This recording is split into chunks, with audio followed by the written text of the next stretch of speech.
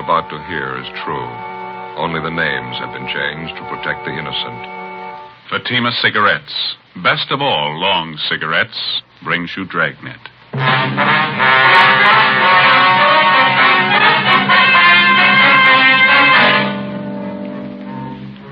You're a detective sergeant. You're assigned to homicide detail. An elderly man reports the sudden death of his wife. He claims he awoke in the morning to find her dead on the floor of their bedroom. The cause of death is not apparent. Your job? Investigate.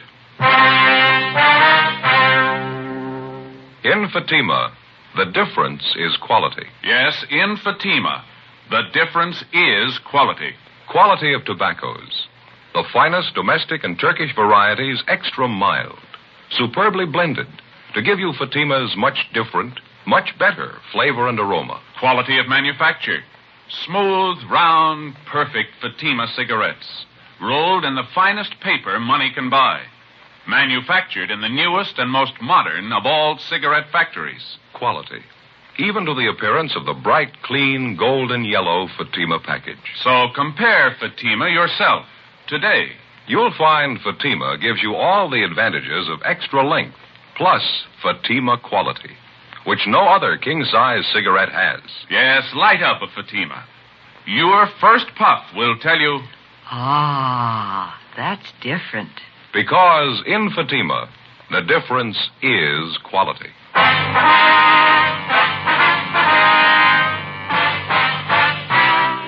Dragnet, the documented drama of an actual crime. For the next 30 minutes, in cooperation with the Los Angeles Police Department, you will travel step by step on the side of the law through an actual case transcribed from official police files. From beginning to end, from crime to punishment, Dragnet is the story of your police force in action. It was Friday, November 12th. It was cold in Los Angeles. We were working the day watch out of homicide detail. My partner's Ben Romero. The boss is Thad Brown, chief of detectives. My name's Friday. It was 9:38 a.m. when I got back to the first floor of the Blackwell Hotel. Room 7. Oh, hi, Joe. Come on. Yeah. How's the old fella doing? Did he tell you anything? Hasn't talked at all. He's pretty broken up. The woman's dead. That's about it. Well, how about the bruise on her forehead? You think that could have been it? No, it was just a slight bruise. I don't think that could have killed her. They moved the body out of the room yet? Yeah, they just did. Taking it downtown for the autopsy. Well, I guess we can take the old man back to his own room now, huh? Yeah, I think so. He's back here in the kitchen there. Fixed him a cup of coffee. Still feeling pretty bad. Mr. Turner, would you like to go back to your room now? Everything's been fixed up. Mr. Turner? What happened? You can tell me. What happened to Gertrude? I'm afraid we don't know, Mr. Turner. Not yet. I told you about it, didn't I?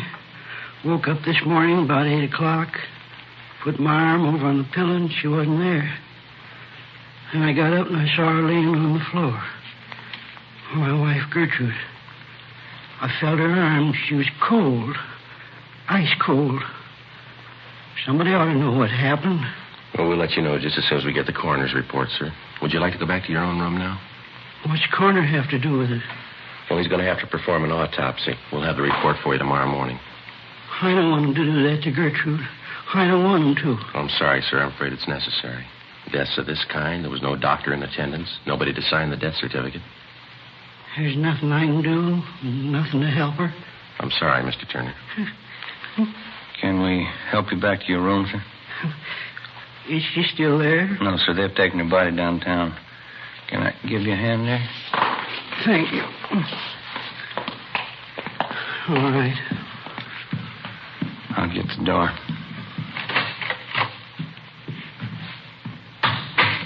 Where'd Mr. Parkson go? Who's that, sir? The hotel manager, Mr. Parkson. Oh, yeah.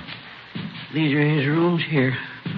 I wanted to tell him thank you for letting me stay down here a while. Well, I think he'll be back in a few minutes. He was busy outside. Nice of him. Let me use his place. I couldn't stay in our room. Not the way it was. Gertrude lying there. It's all right now, Mr. Turner. Can you make the stairs all right? Yes, sir, thank you. I'm just a little tired, that's all. Guess the whole thing's been too much for me. Maybe you'd like to have us call your family doctor. No, we don't have a family doctor. I'll be all right after a spell. It's just hard to understand, that's all. I have to think about it a while. Sit down and think about it. Yes, sir. Here we are. I'll get the door. Go ahead, Ben. Yeah.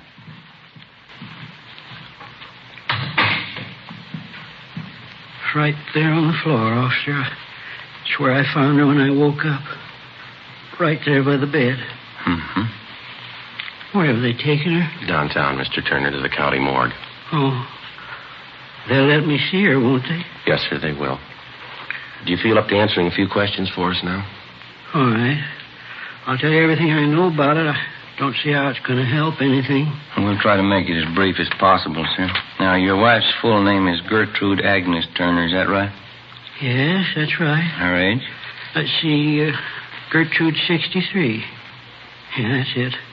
I'm 4 years older than her. That's how I always tell. Was your wife in good health, Mr. Turner? Under a doctor's care, anything like that?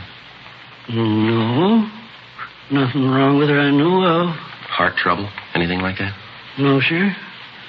She used to have headaches every now and then. A doctor friend of ours back home used to send pills for her to take. That's about all. How was your wife feeling last night? Was she all right then? Just fine. When I woke up, I put my arm over on her pillow. She wasn't there. Then I got up and saw her laying on the floor, right by the bed. Gertrude. She was ice cold. There was a little bruise up here on her forehead. I thought I was dreaming. She was dead. We weren't even married a year. Do you want to go on, sir? You think you feel all right? Yeah, it's all right, officer. I got a little bit of brandy in that cupboard over there. Think I could use some if you two officers don't mind? That's perfectly all right, sir. Yeah, I'll get it, Mr. Turner. We had it all figured out Tuesday, November 16th. That's her name's day. How's that, sir? November 16th. It's my wife's name's day. You see, Gertrude's a German girl. A lot of German people don't celebrate their birthday. They celebrate their name's day instead. Next Tuesday's St. Gertrude's Day. Oh, I see. There you are, Mr. Turner. Thank you. Either one of you officers care for some brandy? You're certainly welcome to it. No, thank sir. you very much.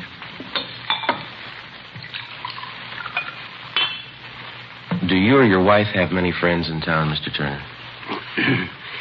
No, just a few. Around the hotel here. Gertrude and I have only been in California a few months. Come out from Indiana, Fort Wayne. Yes, sir. No relatives here? No, sir. Wife only had one relative living, sister. She's back in Indiana. Well, how did you and your wife get along, all right? Oh, fine. We never had any trouble. I loved her, officer. Did your wife have any enemies that you know of, sir? People she didn't get along with? Somebody who might have wanted to hurt her? Oh, I can't think of anyone. Well, how about some of the men your wife knew before she married you, Mr. Turner? Any bad feelings one of them might have had toward your wife? No, sir, not that I know of. Besides, all her old friends are still back there in Indiana. Mm-hmm. You say your marriage was working out pretty well. Your wife didn't have any gentlemen friends that she might have been interested in? No, sir, I know that for the truth. Gertrude spent her time at home. She didn't run around. She was a good wife. Mm-hmm. Would you know if your wife had any reason at all to take her own life, maybe? Well, that's the last thing in the world Gertrude to do. No reason for it. We had too many things to look forward to. Oh, lots of things. You don't stop living just because you pass 65. Yes, sir. Tell me the truth, officer. Don't you really know what happened to her? No, sir, no more than you do. Afraid we'll have to wait for that coroner's report. I don't understand it, officer. How am I supposed to understand it? Sir? I went to bed last night and I had a wife. Yes, sir. Today's my day off. We're going to take a car ride down the beach. That's the dress she was going to wear hanging up there. Gertrude made it herself. She was going to wear it today. I'll try to take it easy, Mr. Turner. I beg your pardon. She's all I had. Why should she have to die? She didn't have to die, did she? I don't know, sir. Maybe she didn't have a choice.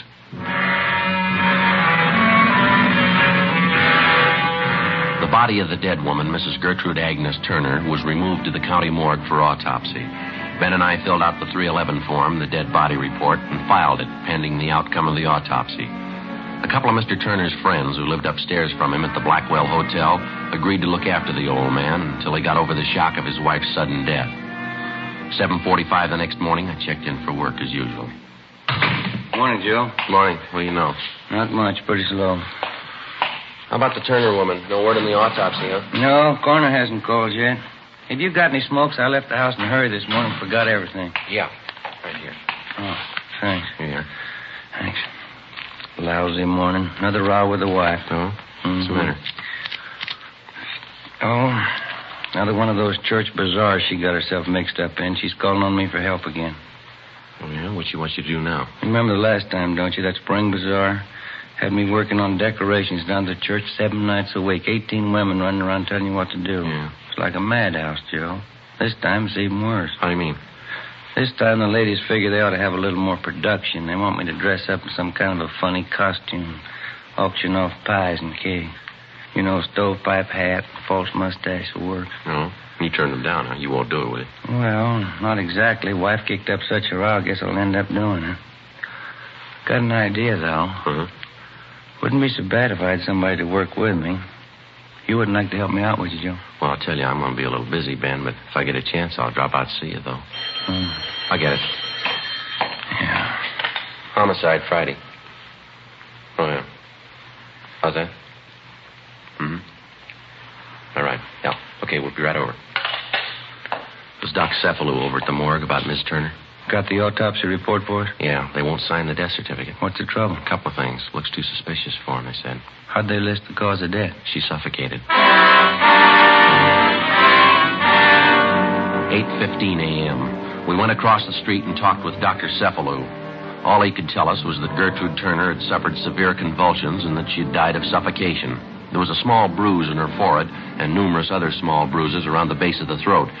Not enough to say that the woman had been murdered, and yet too much to dismiss the case as an accidental death. Together with Lorman and Barrett from Homicide, Ben and I looked up some of the friends of Mr. and Mrs. Turner.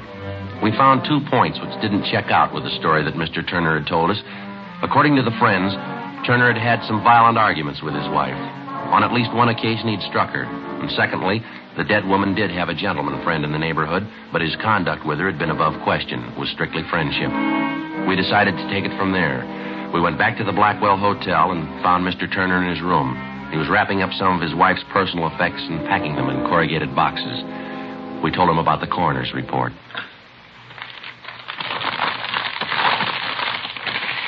I don't think I believe that, Sergeant. People just don't suffocate. There's got to be a reason for it. Yes, sir. That's what we're looking for. Well, don't they know? Can't they tell you how it happened? The doctors? Well, she had severe convulsions. She suffocated. That's just all they could tell us. Well, the bruise on her head, Gertrude's forehead. What'd they say about that? Well, that wasn't the cause of death, Mr. Turner. She could have gotten a bump when she fell out of bed. It might have been that. It might not. I just don't understand. You'd think there'd be some way of telling. Well, we were around talking to some of your friends in the neighborhood this morning, friends of you and your wife. Yeah. Oh, they've been real friends, officers. Every one of them. Been up to see me, brought me meals and things. Say, isn't that a pretty thing? Just look at that. Yes, sir. Real bone china. The cup and the saucer. Gertrude used to collect them. Had all kinds. Pretty. Yes, sir. When we were talking to you yesterday, sir, you told us that you and your wife got along pretty well. No arguments? Yes, sir, that's right. Well, now, some of your friends tell us that you used to argue with your wife quite a bit. Who told you that? Some of your friends here in the neighborhood. Is that true? Oh. When we first got married, Gertrude and I guess we had a few spats. No different than other people. Getting used to each other, things like that, you know. Mm-hmm. Well, did you ever strike your wife, Mr. Turner? Why do you ask that? Routine question. Did you ever strike your wife? Mr. Turner? Yes. One of the first arguments we had. I don't even remember what it was about. That's how important it was. Mm-hmm. I Well, I lost my temper, I guess. I kind of slapped her. Oh, I felt like a no-good bum. Never once happened again. Slapping Gertrude. It's hard to remember it right now. Well, we asked you the same question yesterday, sir. Couldn't you have told us that then? Oh, I'm sorry, officer. I guess I missed it. I wasn't feeling too good. I think you know what I mean. But you remember us asking if your wife had any gentleman friends? Yes, I remember that. Well, now, is it true? Well, there's one fella name's Clyde Warren. Runs a drugstore down the street. I guess Gertrude knew him better than anybody, but he was my friend, too. Well, did you ever complain to this Clyde Warren that he was spending too much time around your wife, that he ought to see less of her? I think I did maybe once or twice. It was kind of in a fooling way. Certainly didn't mean it. Clyde Warren's one of my best friends. Well, did you ever complain to your wife that she was seeing too much Warren? No, sir, never even mentioned it. Why ask me all these things? Well, your wife's dead, Mr. Turner, and we still haven't found out why. But you ask me questions like I had something to do with it. Well, you were the last one to see her alive, sir. You were alone with her in this room the night she died. You think I killed Gertrude? Is that it? You think I killed my own wife? No, sir, we didn't say anyone killed her. You think I killed my own wife? You think I killed her? Well, did you kill her, Mr. Turner? You know I didn't kill Gertrude. You know I didn't do that. I'm sorry, sir. There's not much else we can do now. What do you mean? Coroner found a series of bruises on the body, right around here, at the base of the neck. We know she died of suffocation. The two things seem to fit pretty well. I don't know what you mean. I didn't see any bruises, not on her neck. I don't know what you mean. We'll have to take you downtown, sir. You can call your lawyer now if you like. I don't have a lawyer. Why are you taking me downtown? No alternative. We're going to have to book you. How's that? Suspicion of murder. 10:25 a.m. Before we booked him at the main jail, Mr. Turner asked us if we'd get off a telegram to his sister-in-law, Mrs. Helen Raymond, in Fort Wayne, Indiana, informing her of what had happened. We told him we would, and we did. We booked him in on suspicion of 187 PC, and then we checked back in at the office. We put in a call to the insurance company that held a policy on Mrs. Turner. Yes, sir. Gertrude Agnes Turner. Mm-hmm. What was that? All right. Right. Thank you, sir. Goodbye. What'd they have to say? Mrs. Turner had 3 different policies on her life, total of $5,000. Mr. Turner's a beneficiary on all 3. Well, that'll do for a motive. There's something else here. Yeah? Newest policy is for $1,000, industrial policy. When was it taken out? 3 weeks ago.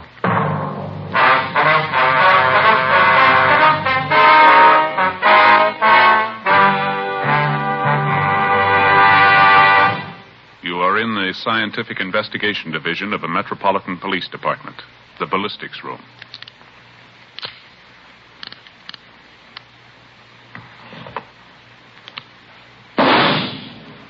You have just heard a test bullet fired from a .38 caliber revolver found in the possession of a suspect. The test slug is removed from the ballistics box and compared with the slug found at the scene of the crime. There they are. Side by side, they look alike, but examination will prove a world of difference. You'll find the same is true when you compare king-size cigarettes. Fatimas are the same length as any other king-size cigarette, 85 millimeters. Fatima has the same circumference, 1 1/64 inches around. And Fatima filters the smoke exactly the same long distance as other king-size cigarettes. But in Fatima, the difference is quality. Fatima gives you extra mildness, a much different, much better flavor and aroma. You get all the advantages of extra length, plus Fatima quality, which no other king-size cigarette has. So compare Fatima yourself. Your first puff will tell you... Ah, that's different. Yes, in Fatima, the difference is quality. Buy Fatima. Best of all long cigarettes.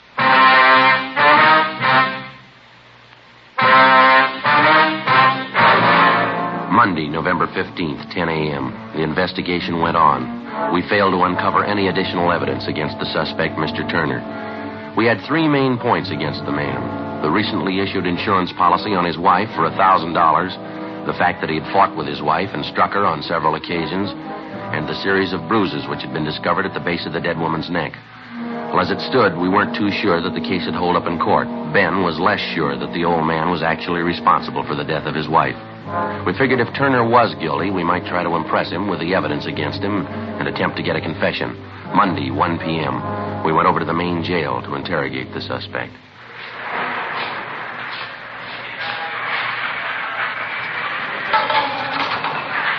You want to step aside there? They want to lock that door. Oh, yes, sir. This way, Mr. Turner. I'll get the light switch. Right in here, Mr. Turner. Mr. Turner, you'd like to sit down? All right. Thank you. Why'd you come to see me? Have you found out something? We've been checking a little bit further into the case, Mr. Turner. We got a few more questions for you, if you don't mind. Did you send the message to my sister-in-law, Mrs. Raymond, the one I asked you to send? Yes, sir, we took care of it. You got the address right, didn't you? Fort Wayne, Indiana? That's right, sir. Sent a telegram, told her all about it. That was 2 days ago. She should have gotten it by now. I haven't heard a word from her.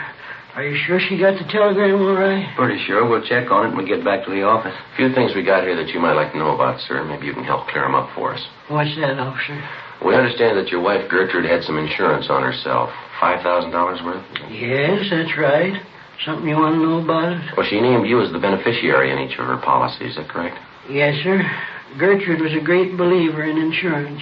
Don't hold with it too much myself. She used to tell me all the time. Yes, sir. In case she died first, she wanted me to have a little something for old age.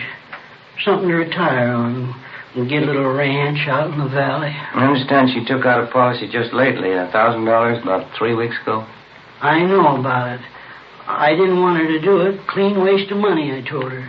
Payments are pretty steep. Well, sir, is there anybody who can back that up? That you told your wife you didn't want her to take out that policy? No, I don't think so. We didn't talk about our business with other people. Mm-hmm. Yeah. Friday, Romero. Yeah? What is it? Phone call says it's important to either one of you. You want to get it, Ben? You okay? You can take it out the desk here. All right, thanks. I think I know what you mean. The insurance. You think that's why I killed Gertrude, isn't that right? Well, sir, put yourself in our place, Mr. Turner. What would you think? You know in your heart I didn't kill my wife. You know that in your heart. Well, they don't pay us for what we believe, Turner. They pay us to get the facts, to run down evidence. Doesn't make any difference what I believe. But you know I didn't kill her. You know that, don't you? Well, sir, I know we asked you if you ever argued with your wife, and you told us no. We found out you beat her up a couple of times. We asked you if she was friendly with any of the men in the neighborhood. You told us no. We found one. We asked you about the bruises the coroner found on her neck. You don't know. You can't explain them. We asked you if your wife had been ill, if she had any sickness, to explain her dying the way she did, and you said no. We asked you about the insurance. You can't explain that either. 3 weeks before she dies, she takes out $1,000 on her life. She dies in the same room with you, and you don't know how or why. Now, you tell me, mister, what are we supposed to believe? I didn't kill her. Somebody has to believe it. Somebody. I didn't kill her. Joe, see you a minute? Yeah. Yeah. That phone call, it was long distance. Turner's sister-in-law, Mrs. Raymond. What you want? Calling from Fort Wayne. She's flying out here tonight. Seemed pretty wrought up. About her sister, huh? Mostly about Mr. Turner. She claims he's innocent. Seems pretty sure of it. She can prove that Turner didn't kill his wife? That's what she said. She's bringing the proof with her. Tuesday, November 16th. Turner's sister-in-law, Mrs. Raymond, was scheduled to arrive at 6 p.m. by plane from Indiana. At 2 p.m., one of the main points in the case against the suspect was proven false. A woman friend of Mrs. Turner, after reading of the husband's arrest in the paper, informed us that while Mrs. Turner was visiting her home a few days before she died, she complained of a severe headache. The woman's son, who was studying to be a chiropractor, attempted to treat Mrs. Turner's headache by manipulating the muscles in her neck and shoulders. The woman said that Mrs. Turner called the next day and complained about receiving bruises on her neck as a result of her son's experimental treatment. The son came down to the office and signed a full statement to this effect. At 7 p.m., Mr. Turner's sister-in-law arrived. With her was a Dr. John Grant, a Fort Wayne physician. The two of them told us their story and gave us all the information they had concerning the case. Ben and I went immediately to the main jail, picked up Mr. Turner, and brought him back to the office. His sister-in-law and Dr. Grant waited in the adjoining room. Why'd you bring me here? You gonna ask me more questions? I told you everything. No, sir. No more questions. You can't take me off to prison. I haven't had a trial yet. No, sir, you're not going to have a trial, Mr. Turner. We're releasing you. How's that? Your sister-in-law, Ms. Raymond, she's in the next room with her doctor. They're going to take you home, sir. I don't think I understand, officer. How do you mean? Your sister-in-law just got in from Fort Wayne tonight, and she has her family doctor with her. They told us about your wife, Gertrude. Everything we had to know. About Gertrude? My wife? Well, what do you mean, officer? Well, maybe you can understand, sir. Your wife was afraid to let you know. She told her sister she was afraid it might break up her marriage. Afraid to tell me what? Well, your wife suffered from epilepsy. She had it most of her life. She had epilepsy? Yes, sir, she did. And this Dr. Grant showed us that he's been sending your wife medicine ever since you moved out here to California. He treated her many times for the same thing before you met her. She figured it might ruin her chances of marrying you, so she kept it a secret. The medicine. I remember that. Used to come through the mail. And that's it, sir. Counts for the headache she had the night before she died. She probably had an attack during the night, suffocated. That's how you found her in the morning. Well, why didn't they know? The coroner, they examined her. Well, sir, that's just the point. If you die of epilepsy, there's just no way of telling, not even by autopsy. Convulsions and suffocation. That's the only way they can list it. And she was ashamed. Gertrude. She was afraid to tell me. Yes, sir, that's what she wrote to your sister-in-law. We saw the letters.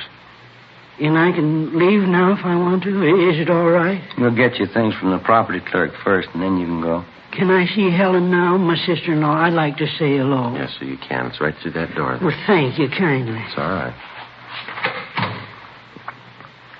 Officer. Yes. Just one thing I'd like to ask. Yes. You knew all the time, didn't you? I mean in your own heart. How's that? I couldn't have killed Gertrude. In your own heart, you knew that, didn't you? Officer? Yes, sir, I know it. I thought you did. I'll be right back.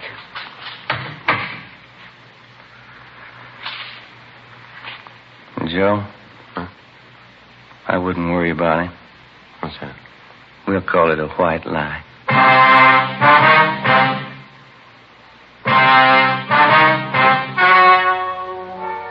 The story you have just heard was true. Only the names were changed to protect the innocent. On November 16th, a meeting was held in the office of Blaine Steed, captain of homicide. In a moment, the results of that meeting. And now here is our star, Jack Webb. Thank you. Friends, the makers of Fatima do everything possible to produce the king-size cigarette that you want, just as we on Dragnet try to bring you the kind of entertainment that you want. Well, in our honest opinion, Fatima is the best of all long cigarettes. And I know from reading our Dragnet mail that more and more of you back me up on that. If you haven't tried Fatimas yet, may I suggest you buy a pack? You'll find Fatima gives you all the advantages of extra length, plus Fatima quality, which no other king-size cigarette has. Remember, tomorrow, first chance you get, buy Fatima.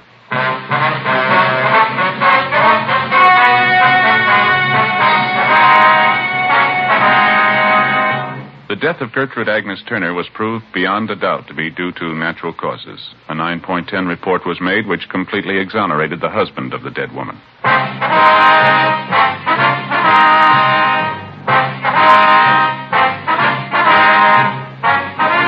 You have just heard Dragnet, a series of authentic cases from official files. Technical advice comes from the Office of Chief of Police W.H. Parker, Los Angeles Police Department.